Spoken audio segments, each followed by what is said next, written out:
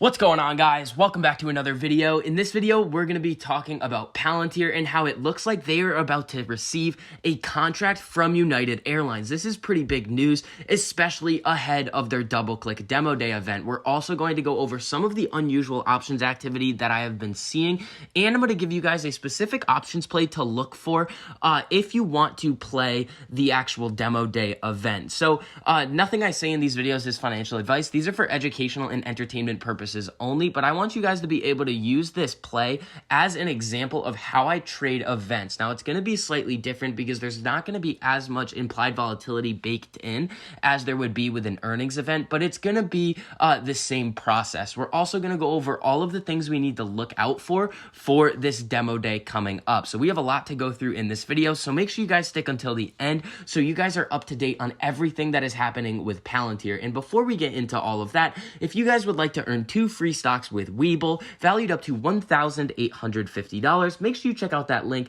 down below in my description. All you have to do is set up an account, deposit over $100, and you get access to those 2 free stocks. And this is also a great way for you guys to help and support the channel if you guys would like to, because when you get 2 free stocks, I get a free stock as well. And if you enjoy the information and analysis that I provide for you in these videos, make sure you go down and hit that like button. And if you want to see more videos like this, make sure you hit that subscribe button and turn on that notification bell so you're notified every time I post a new video, so you get to stay up to date on all of your favorite stocks, learn about a couple of new ones, and see exactly which options I am trading and which strategies I am using to trade them. So at the current time that I am recording, Palantir is up about 2% on the day. Now, we saw a pretty significant decline in the share price yesterday, and typically when we see events like a demo day or an earnings coming up in the near future, we typically see a run-up in share price, and we really haven't seen that with Palantir over the past couple of weeks, and that kind of sets up for a really large potential move because it's not really priced in. The information that they are going to be releasing has not really been priced into the stock price.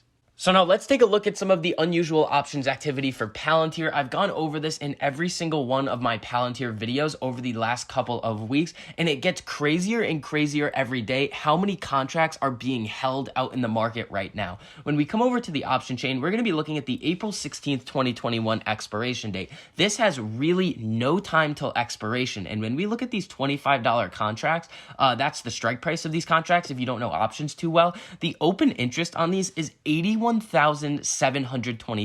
That's absolutely insane for a strike that is so close to expiration. Sorry about that. So the 81,000 number essentially means that there are 81,725 contracts being held in people's brokerage accounts right now, since open interest is defined as the amount of contracts that are out in the market that have not been exercised or closed. And again, we can see that the volume on these contracts, 27,565.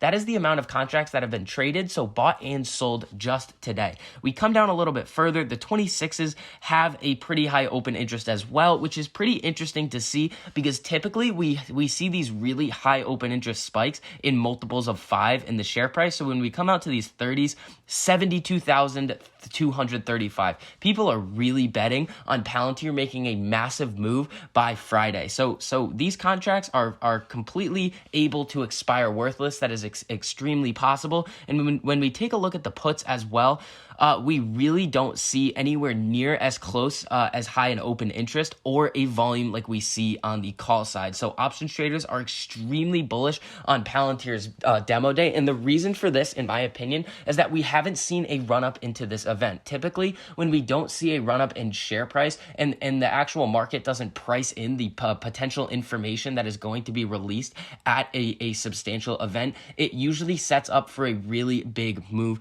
in the share price. So now let's actually do the options trading strategy that I use for earnings to kind of give you guys an idea of what you guys can do to play Palantir both ways. So what we are going to do here, we're going to break out the calculator, and we're going to essentially use the at the money strike. So we're going to basically estimate and say that we're going to be using the 24s for the calls and the puts. And we add those up. So we have the last price right here is going to be about 0.7. So we enter that into our calculator, 0.7, and we come over to the puts, and the puts are going to be 0.8. So we add that 0.8. And then we're going to divide this by the share price, and this is going to give us the percentage of the expected move. So this is going to be divided by 23.9. This is the expected move in Palantir's share price, 6.2%. Now, typically, this is at the upper end of where I would trade in earnings. I typically look for anywhere between 3 and 5%. 6% is typically too much because I usually buy contracts that are double what the market is expecting on either side. So in this case, if the market is pricing in 6%, I would buy contracts that are 12% out of the money on either side. So Palantir is kind of pushing it on what I would like to buy. So then multiply this back by 2390, and then we're going to multiply this number by 2. And this is going to be the double the market expectations on either side that you would buy contracts out on. So let's say the stock was trading at 24. You would buy the $21 puts, which would be this 7-cent contract. And then when we come over to the calls, we would buy these 27s that we can see have a pretty high open interest, but these are really cheap contracts. Now, since Palantir has a pretty high implied volatility, it moves a lot. This is probably not an options trade that I would take because the market is pricing in such a high expectation. I really wouldn't take this trade. Now, I apologize for that taking so long in the explanation of this strategy, but I really do think that this is some very valuable information that you guys need to be aware of and learn so you guys are able to take full advantage of all of the opportunity coming out in the market over the next few weeks during earnings season. And I'm going to go over this strategy a lot over the next couple of weeks as well and show you guys exactly which companies are meeting my criteria. So we're going to be able to trade these together. And as you can see, that these are going to be a very low probability but high profit potential play. Now, these actual plays cost relatively low amounts to get into. As we can see, the contracts that we would be buying if we were to enter this Palantir trade are 8 cents a contract. That means it's going to cost you $8 per contract in order to enter this trade. So let's get into this United Airlines deal. So United Airlines unveils a bid to fund sustainable aviation fuel use. Now, this is interesting because United Airlines has come out before and shown us that they want to get into more sustainable aviation. So when we come over here, we can see that Archer Aviation, which is an electric aircraft company, landed a $1 billion order from United Airlines back in February. And we've seen Palantir also get into this market through air taxis and the company Lilium. So then we come down a little bit further, we can see that United Airlines said on Tuesday it has partnered with global firms in an Eco Skies alliance to finance use this year of about 3.4 million gallons of low-carbon sustainable aviation fuel derived from trash. Though tiny compared to the 4.3 billion gallons of jet fuel that United consumed in 2019 prior to the start of the pandemic, the amount triples the roughly 1 million gallons of sustainable fuel it has used each year since 2016. Airlines have used sustainable fuel since 2008 as part of efforts to reduce outright emissions, but so far this represents barely 1% of the fuel used worldwide, industry groups say. Chicago-based United did not disclose the cost of the plan, nor how much its 11 partners would contribute. It said the project gives customers a way to help reduce the environmental impact of flying beyond buying carbon offsets. Now, you might be thinking, what does this have to do with Palantir at all? And here's where this comes in. Partners include companies with corporate or cargo deals with United, like Nike, Palantir, and Japan's Takeda Pharmaceutical. So Palantir is going to be very involved with this. And what I'm thinking is going to happen is Palantir is going to be using their data analytics platform, most likely the Foundry, and its AI platform that comes along with the Foundry, to actually figure out what is the best way in order to make United Airlines more environmentally efficient and conscious. So this is going to be a very good deal for Palantir and United Airlines in the future. But again, we don't know how much Palantir will be paid for their services. Now let's move on to demo day. So there's a couple of things that I really want to point out.